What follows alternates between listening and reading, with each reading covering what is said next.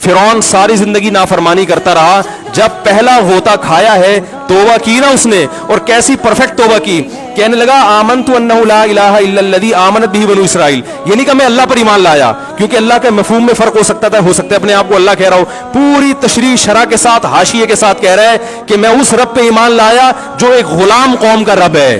صحیح ہے نا, میری جو بنی اسرائیل جو میرے غلام تھے نا, وہ جس کو رب مانتے ہیں میں اس پر کو رب مانا میں نے.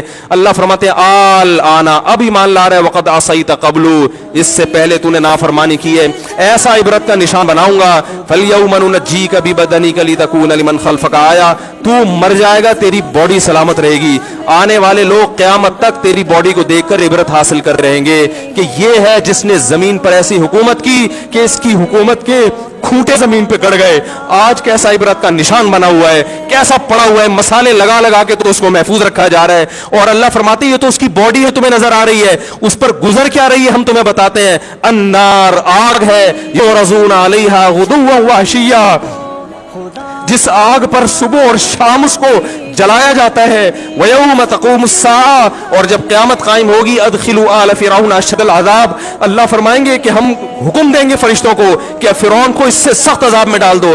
آپ کو فرعون لیٹا ہوا نظر آ رہا ہے, قرآن کہہ رہا ہے لیٹا ہوا نہیں ہے, وہ صبح اور شام آگ میں جلایا جا رہا ہے اس کو.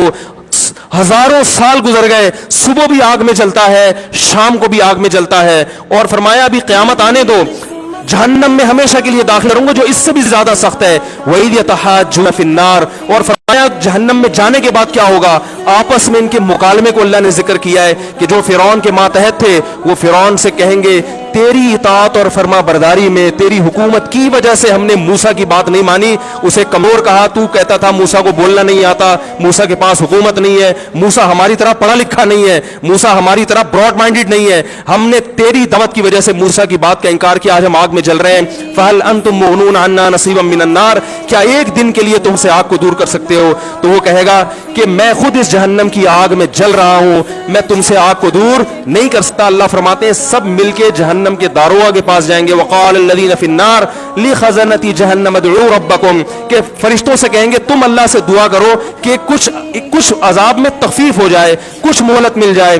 تو فرشتے جواب میں کہیں گے کہ کیا تمہارے پاس ڈرانے والا نہیں آیا تھا؟ موسیٰ کلیم اللہ جس سے اللہ کوہ طور پہ ہم کلام ہوا کرتا تھا, اس نے تمہیں ڈرایا نہیں تھا کہ تم اللہ کی نافرمانی چھوڑ دو؟ کہیں گے قالوا بلا, وہ کہیں گے ضرور. اللہ فرمائیں گے پھر اعلان ہوگا فادعوا وما دعاء الکافرین الا فی ضلال, فرشتے کہیں گے اللہ نے ہم پر پابندی لگائی ہے تمہاری سفارش کرنے پر, تم خود اللہ کو پکارو. اللہ فرماتے آج ان کی پکار بیکار جائے گی, کوئی اسے سننے والا نہیں ہوگا. دیکھو جب تک جسم میں روح ہے, ایک دفعہ انسان توبہ کے آنسو بہا دے,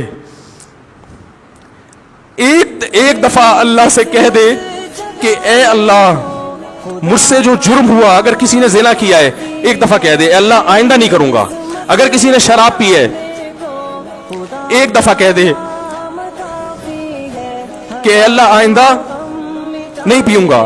اگر کسی نے اپنے والدین کو ستایا ہے ایک دفعہ کہہ دے اے اللہ آئندہ نہیں ستاؤں گا. اگر کسی نے وراثت کھائی ہے ایک دفعہ کہہ دے اللہ حق واپس کروں گا, آئندہ کسی کا حق نہیں دباؤں گا. اگر کسی نے انٹرنیٹ پر بیہودہ فحش فلمیں دیکھی ہیں ایک دفعہ کہہ دے اللہ دیکھ چکا آئندہ بولو بھائی نہیں دیکھوں گا. اللہ فرماتے ہیں اس کے کہنے میں تاخیر ہو سکتی ہے. وَمَن يَعْمَلْ سُوءًا أَوْ يَظْلِمْ نَفْسَهُ ثُمَّ يَسْتَغْفِرِ اللَّهَ يَجِدِ اللَّهَ غَفُورًا رَحِيمًا, کیسا ہی بڑا سے بڑا جرم کر لے, اس کے بعد جب اللہ سے توبہ کرے گا بشرطے کہ روح جسم کے اندر موجود ہو, اللہ فرماتے ہیں یجد اللہ غفور الرحیم, اللہ صرف گناہ کو معاف نہیں کرے گا بلکہ یہ اللہ کو غفور اور رحیم پائے گا. غفور بھی پائے گا, پانے کا مطلب ہے محسوس کرے گا کہ اللہ نے اس کے جرم کو معاف کر دیا ہے, اور رحیم بھی پائے گا کہ مزید رحمتیں بھی کر رہا ہے. یہ اس وقت تک اللہ کی طرف سے بھائی پیکیج ہے جب تک روح جسم کے اندر موجود ہے, کیونکہ غیب کا معاملہ ہے. جب اس روح اور جسم کا رشتہ کمزور ہو گیا, ایڑیاں رگڑتے رہو گے, لیکن اللہ توبہ قبول کرنے کے لیے تیار نہیں ہوگا. اللہ سے دعا ہے کہ اللہ ہمیں اس وقت کے آنے سے پہلے پہلے سدھرنے کی توفیق عطا فرمائے, اور اس بے حیائی کا جو طوفان ہمارے معاشرے میں پھیلا ہوا ہے, اللہ اس بے حیائی کے طوفان سے ہمیں بھی اور اپنے اہل و عیال اور اپنی اولادوں کو بھی بچنے کی توفیق عطا فرمائے. سبحانک اللہم و بحمدک نشہد ان لا الہ الا انت نستغفرک.